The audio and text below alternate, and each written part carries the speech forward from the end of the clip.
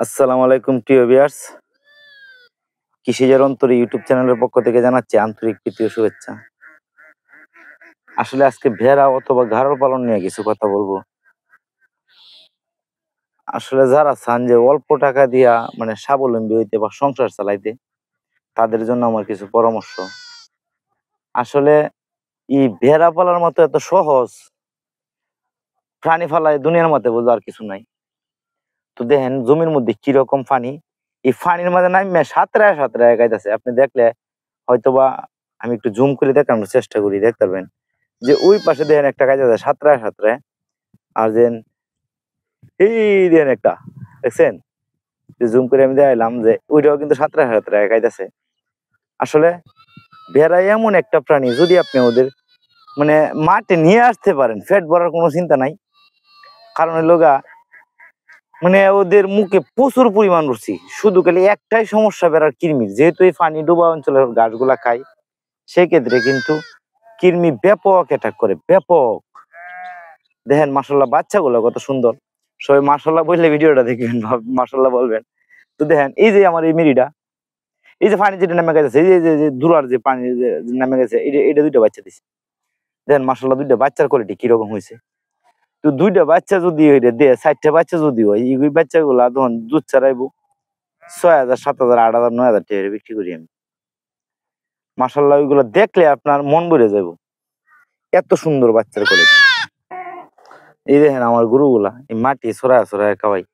আসলে গরু পালার চাইতে শত গুণ ভালো বেড়া পালা, শত গুণ। একটা গরু আপনারা যে পরিমাণ প্রফিট দিব, এই যে এই গাভীটা, মনে করেন যে একটা গাভী আমার যে পরিমাণ প্রফিট দিব, তার চাইতে অনেক বেশি প্রফিট আসবে ওই লোক আপনার এই বেড়াতে। মাশাআল্লাহ বেড়াতে অনেক বেশি প্রফিট হয় আল্লাহর রহমতে।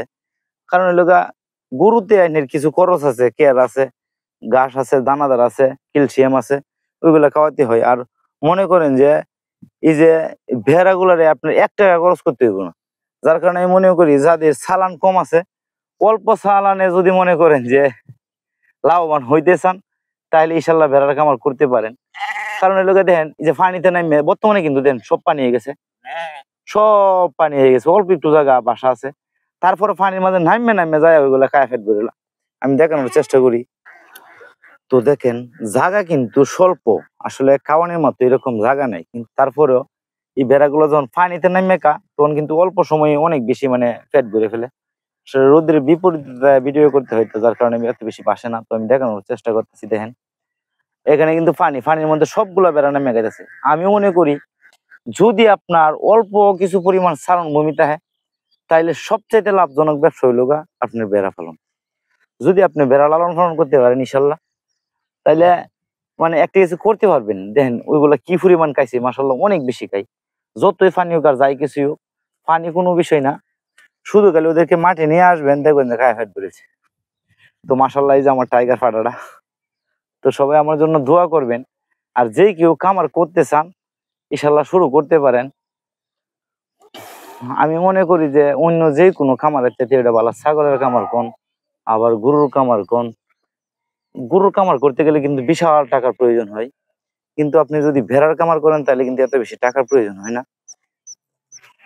যেমন 7,000, 8,000 টাকা করে আপনি ভেড়া কিনে খামার শুরু করতে পারেন, সমস্যা হইতো না। তো ইচ্ছা করলে ভেড়ার খামার শুরু করতে পারেন। আমি মনে করি যে অন্য যে কোনো খামারের চাইতে ভেড়ার খামার করা সহজ। অন্য যে কোনো খামারের চাইতে আপনি ভেড়ার খামারের লাভ বা প্রফিট বেশি। যার কারণে আমি সবাইই বলি, যদি পারেন তাহলে ভেড়ার খামার শুরু করেন, ইনশাল্লাহ ভালো প্রফিট পাবেন, ভালো প্রফিট, আলহামদুলিল্লাহ ভালো প্রফিট পাবেন। তো ধন্যবাদ সবাইকে, সবাই ভালো থাকেন, সুস্থ থাকেন, আমার জন্য দোয়া রাখেন, আমার খামারের জন্য দোয়া রাখেন। যদি মনে করেন যে ভিডিও ভালো লাগে বা পরামর্শ ভালো লাগে, তাহলে একটা লাইক কমেন্ট করে পাশে থাকেন। ধন্যবাদ সবাইকে, আসসালামু আলাইকুম।